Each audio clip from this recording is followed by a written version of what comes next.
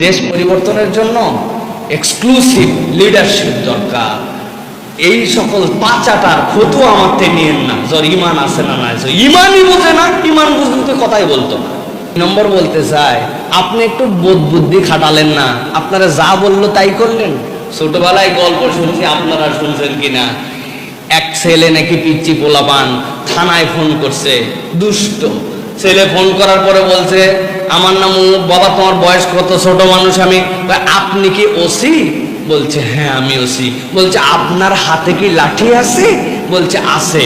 বলছে তাহলে আপনার লাঠিটা আপনি আপনার পশ্চাৎ দেশে ঢুকায় ফেলেন। চিন্তা করছে কত বড় বেয়াদব। এই কথা বলে মোবাইল ফোন রেখে দিছে, টেলিফোন। খানিকক্ষণ পরে আবার ওই লোক ফোন দিছে, ওই লোকের কাছে ওই পিচ্চি দিয়েই তো বুঝছে এই পিচ্চি। বলছে আপনি কে? বলছে আমি ওসি। বলতেছে আপনার হাতে কি লাঠি আছে? চিন্তা করছে আগের বার লাঠি আছে বলছি, এই জন্য ব্যাক কলে এত বড় বেয়াদবি করছে। এবার বলছে না বাবা আমার হাতে লাঠি নাই। বলছে তাহলে আপনি লাঠি ঢুকায় ফেলছেন বলে ফোন রেখে দিছে। ফোন রেখে দেওয়ার পরে খানিকক্ষণ পরে ওর মা ওই নাম্বার ট্র্যাক করে ওই লোক ফোন দিছে। ফোন দিয়ে বললো যে হ্যাঁ আপনার বাড়ির থেকে এইরকম একটা ছেলে দুষ্টামি করে আমাকে বলছে যে লাঠি ভিতরে ঢুকায় নেন।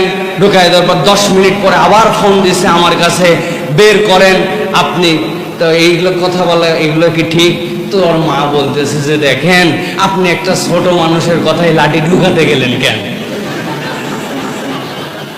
যদিও এটা জোকস, কিন্তু আমাদের পুলিশের আবাল এবং তাদের ব্যর্থতা দেখে মনে হচ্ছে যে উনাদেরকে বলে দিল আর ওনারা শিশু। বাংলাদেশে যেই সকল মানুষের নামে এটা বলা হয়েছে, বাংলাদেশের প্রত্যেকটা মানুষ তাদেরকে চিনে, যুবকরা তাদেরকে পছন্দ করে। খুঁজে খুঁজে যাদের হাতে দেশকে অস্থিরতার বিভিন্ন আইটেম আমরা দেখেছি, তাদেরকে একটা বিদেশি ষড়যন্ত্র বাংলাদেশকে নতুন করে অস্থির করার তাদের পায়ে তারা, ঠিক কিনা? আমরা দ্ব্যর্থহীন কণ্ঠে বলে দিতে চাই, এই পায়তারার দিন শেষ। নতুন করে পায়তারা করবেন আপনারা, কিন্তু এর হারে হারে এর প্রত্যেকটা অপকর্মের রিয়াকশন কিন্তু পাবলিক থেকে পাবেন। কেন? আপনি দেখবেন বিদেশিরা এসে বলতেছে করে দেখা উচিত নয়। তারা আমাদেরকে বলতেছে এখানে মানবাধিকার কমিশনের নামে এমন কমিশন করতে হবে যেখানে সকল দায় বাংলাদেশের জনগণকে নিতে হবে। দায় মুক্তি দিয়া পৃথিবীর কোন জায়গায় কোন কমিশন কোন অফিস হয় নাই। তুই আগেই দায় মুক্তি চাস কেন? তার মানে তোর অপকর্ম করার নিয়ত আছে ভিতরে, ঠিক কিনা? আমাদেরকে দুধের শিশু মনে করছে। সুতরাং আমরা বলবো এই সকল নাটক করে এই দেশটাকে আর নতুন করে অস্থির করেন না। আর যারা এটা করতেছেন তারা তদন্ত করে দেখেন যে কার নির্দেশে, গোড়ায় কি উদ্দেশ্যে, কেন এটা করেছে। আমরা এই মামলা তো ইনশাআল্লাহ তারা টিকাতে পারবে না, কারণ এটা সর্বস্বই মিথ্যা মামলা। কিন্তু কেন এটা করা হলো তার গোড়ার খবর আমরা জানতে চাই। অনেক ক্ষেত্রে এরকমও হতে পারে ইচ্ছা করে কতকগুলো মানুষের নাম ঢুকায়া অরিজিনাল যারা এই টাইপের মেন্টালিটি রাখে তাদেরকে আড়াল করে ভিন্ন কোনো গেম খেলারও তাদের পায়তারা থাকতে পারে, নানান অ্যাঙ্গেল থাকতে পারে। আপনারা এইটার কার্যকারণ তদন্ত করে জাতির সামনে এটা প্রকাশ করবেন, এটা আমাদের দাবি। আল্লাহ রাব্বুল আমিন আমাদেরকে এই দেশকে আল্লাহ হেফাজত করবেন, আল্লাহুম্মা আমিন। শাইখ, বর্তমানে একদল রাজনীতির কারণে আলেম ওলামাদেরকে গালাগালি করে, এ বিষয়ে আপনি কি বলেন? প্রিয় ভাইরা, প্রথম কথা হচ্ছে মান সাব্বা ফালাইসা মিন্না। নবীজি সাল্লাল্লাহু আলাইহি ওয়াসাল্লাম বলছেন সিবাবুল মুসলিমি ফুসুক ওয়া কিতালুহু কুফর। একজন মুসলমান আরেকজন মুসলমানকে গালি দিয়ে কথা বলতে পারে না।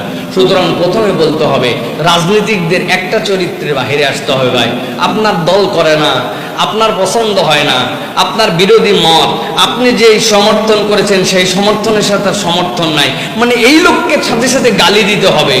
এটা আগে হুজুর যারা, আলেম ওলামা যারা ইসলামী রাজনীতি করে যারা, তাদেরকে আগে এখান থেকে পরহেজ হতে হবে। আপনার গায়ে সাদা কাপড় ভাই, আরেকজনের গায়ে কালো কাপড়, কাদা দুইটাই লাগছে, দুইটাই নাপাক হতে পারে, কিন্তু সাদাতে ভিজুয়াল হয়ে নাপাক আর আপনারটা হিডেন নাপাক। তো আপনার সাদা কাপড়ের গরজে তো আপনি আগে সেখান থেকে বাঁচার চেষ্টা করবেন। Am I right? তাহলে আপনাকেই চিন্তা করতে হবে যে আমি আগে একটা সৌন্দর্য উপস্থাপন করি। সুতরাং আগে ইসলামপন্থীরা সতর্ক হবে। সাথে সাথে বলবো যে দ্বিতীয় একটা শ্রেণী আছে, ইসলামপন্থী বলে তাদেরকে গালি দেয় না, ইসলাম পছন্দ করে আলেম ওলামা, তাদেরকে ক্রিটিসাইজ করতে পারলে তাদের মনের মধ্যে সুখ হয়, তাদের অন্তরের সাথে শয়তানি জড়িত, সুতরাং অমুককে তমুককে কথা বলে তারা মজা নেয়। সাধারণ একজন মানুষকে অপমান করা আর আলেম ওলামাকে অপমান করার মধ্যে আসমান জমিন পার্থক্য আছে। এই বোধের জায়গাটা তাদের মরে গেছে। সুম্মুন বুকমুন অমিয়ুন, তাদের সব যেন মরে গেছে, নিরেট যেন রাজনীতি তাদের কাছে শেষ। কবরে যাওয়ার পরে আপনার আমার কাউকেই জিজ্ঞাসা করা হবে না কোন দল করত, কিন্তু কবরে যাওয়ার পরে জিজ্ঞাসা করা হবে তুমি মিল্লাতে মুহাম্মদ ছিলে কিনা, তুমি মুহাম্মদ সাল্লাল্লাহু আলাইহি ওয়াসাল্লামের উম্মত ছিলে কিনা। তো মুহাম্মদ সাল্লাল্লাহু আলাইহি ওয়াসাল্লামের উম্মতের সবচেয়ে বড় প্রতিনিধিত্ব কে করে? যে হক্কানি উলামায়ে কেরাম। সুতরাং তাদেরকে গালি দেওয়া এটা একটা খুব বাজে দৃষ্টান্ত। আল্লাহ আমাদেরকে এখান থেকে সকলকে বেঁচে থাকার এবং বুঝ দান করেন এই বেঁচে থাকার মতো। আল্লাহুম্মা আমিন।